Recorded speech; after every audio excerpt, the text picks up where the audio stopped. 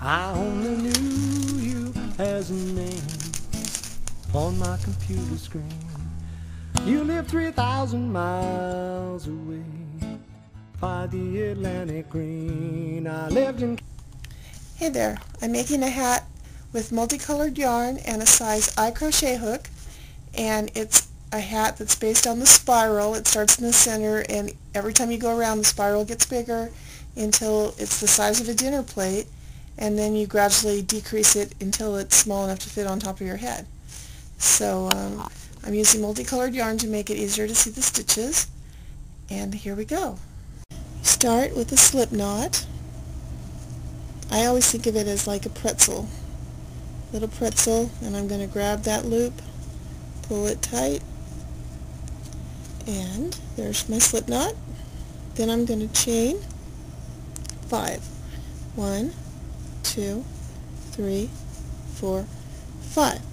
Now I need to join this end to this end to make a little ring, and I like to use a slip knot. Some people use a single crochet, either one. Not a slip knot, a slip stitch. So you just slip the yarn through both of those to secure them together. Then I like to chain 1, just give myself a little more space. Now I'm going to do 2 single crochets in each of those 5 stitches. That's 2. Now you might have to make a couple of these until you get one that looks pretty good. And I'm actually crocheting over the tail so I don't have to sew it in later.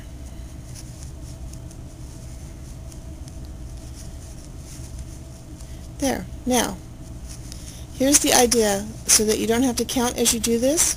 You want this disc to remain flat. So you're going to increase as often as you need to keep it flat. If it starts getting too ripply, that means you've increased too much. If it starts to pull in like a bowl, that means you haven't increased enough.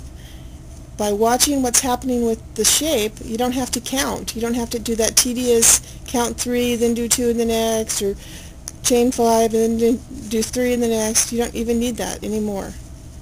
The whole idea is to just keep it flat and increase as you need to. Here I have a dinner plate.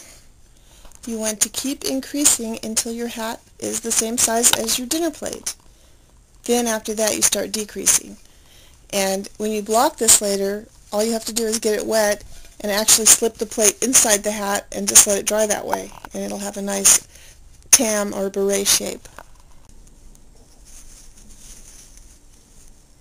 Once you learn how to manipulate the shapes this way, you can make many shapes of hats, as well as stuffed animals, pillows, anything that's made out of modular units of circles.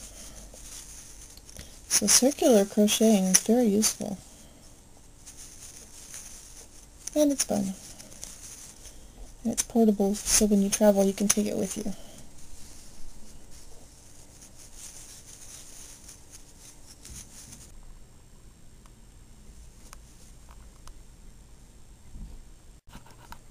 Okay, I want to show you how to make a decrease. Okay, let's do increase first. Increase is where you do 2 single crochets in the same opening. 2. Okay, that's an increase. Now I'm going to show you a decrease. First I'm going to get over to the lighter yarn. It's easier to see over there. Okay, decrease. You start like you're going to make a single crochet and draw 1 loop up. Now you've got 2 on the hook. Then you draw out of the next opening another loop up. So you've got 3. Then you act like those are all a single crochet and you pull that through all 3. That's 1 decrease. Okay, make sure you take your decreases out if you don't need them yet. I was just trying to show you what they look like.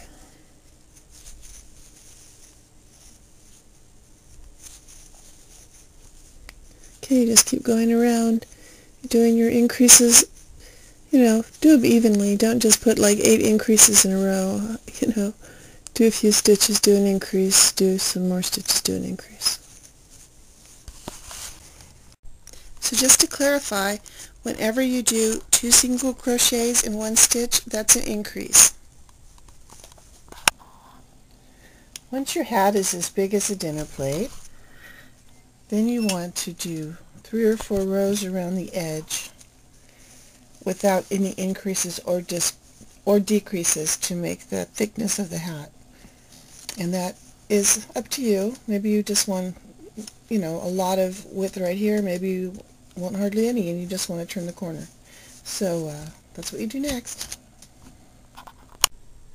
Now that my hat is big enough, it's time to start decreasing. And I'm basically going to do 1 decrease and then do 5 or 6 single crochets and do a decrease, and the hat is going to start pulling in.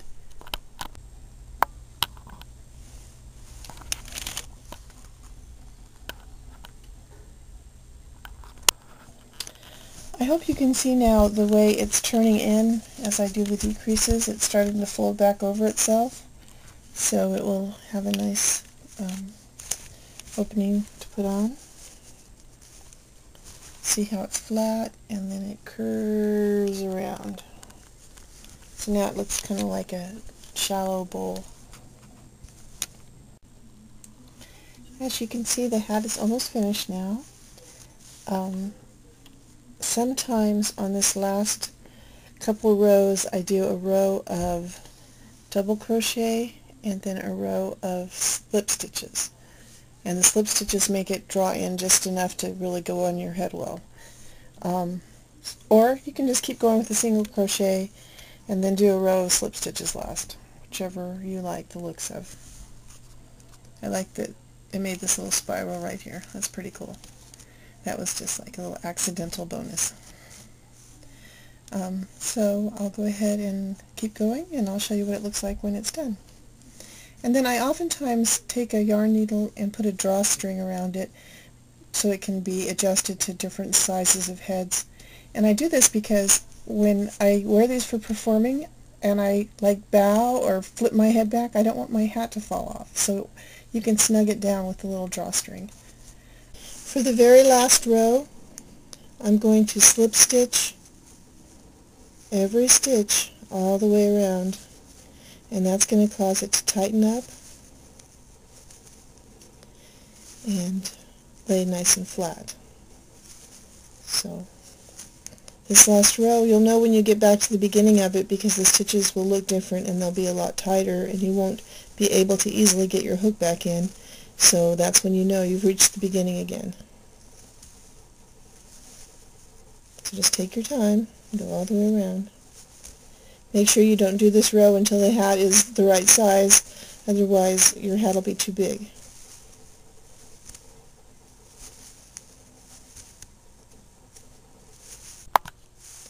When you get to the very last stitch, you're going to pull one more thread through that last stitch, tighten it up, cut it, and then pull that in through.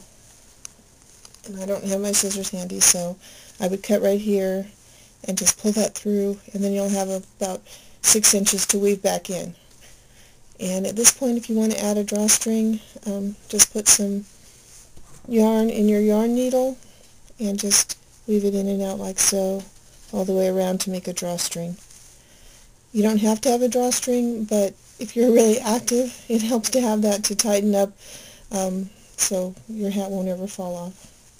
Just like that, and pull the yarn needle through. And that's it. Well, the hat is all finished and ready to go. You have to weave in all the ends. And here's the back. Makes a nice spiral. You can wear it like a beret. You can wear it like a tam.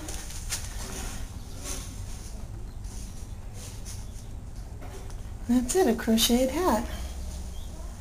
All made with one long piece of yarn. Hope you try it.